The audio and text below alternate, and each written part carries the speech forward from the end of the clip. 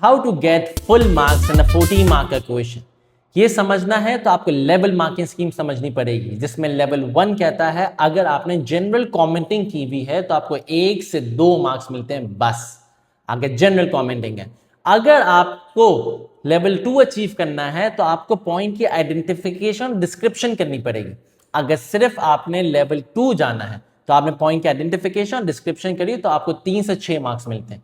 Level 3 कब जाओगे? Level 3 जब जाओगे जब आप one side of the issue की एक एक्सप्लेनेशन करी तो आपको 7 मार्क्स मिलते हैं। सिर्फ एक एक्सप्लेनेशन के, एक व्यू के एक एक्सप्लेनेशन के 7 मार्क्स मिलते हैं। अगर उसी के बारे में आपने दूसरी एक्सप्लेनेशन लिखी तो 8 मार्क्स, उसी साइड ऑफ द इशू की अगर तीसरी एक्सप्लेनेशन लिखी तो 9 मार्क्स। तो लेवल 3 में आपके 7 to 9 मार्क्स होते हैं, जिसमें आपको 3 बातें एक्सप्लेन करनी है। ये आप अचीव करते हो एक ही पैराग्राफ में। इसके लिए आपको 3 पैराग्राफ बनाने की जरूरत नहीं है, एक पैराग्राफ में आप अचीव कर सकते हो 9 मार्क्स 3 एक्सप्लेनेशन के साथ। फिर बढ़ते हैं हम लेवल 4 पर। लेवल 4 जब अचीव होगा जब आपके लेवल 3 के मार्क्स आपको 7 to 9 मिल चुके हैं। लेवल 4 कहता है second side of the issue, अगर अदर इशू की भी आपने बात करी, उसका एक रीजन लिखा, एक पैराग्राफ बनाना है, उसका एक रीजन लिखा तो आपको 10 मार्क्स मिलते हैं।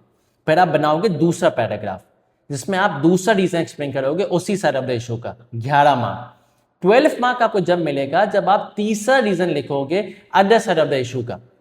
तो आपको 14 मार्कर में 7-9 पैराग्राफ बनाने की जरूरत नहीं होती, सिर्फ 4 पैराग्राफ बनाओगे।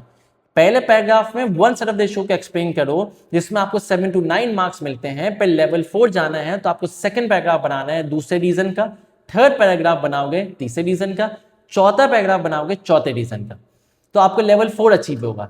अब 13 और 14 मार्क आपको कैसे मिलता है? वो मिलता है लेवल 5, जब आप कंक्लूजन लिखते हो, जब आप इवैल्यूएशन लिखते हो तो आपको लेवल 5 अचीव होगा।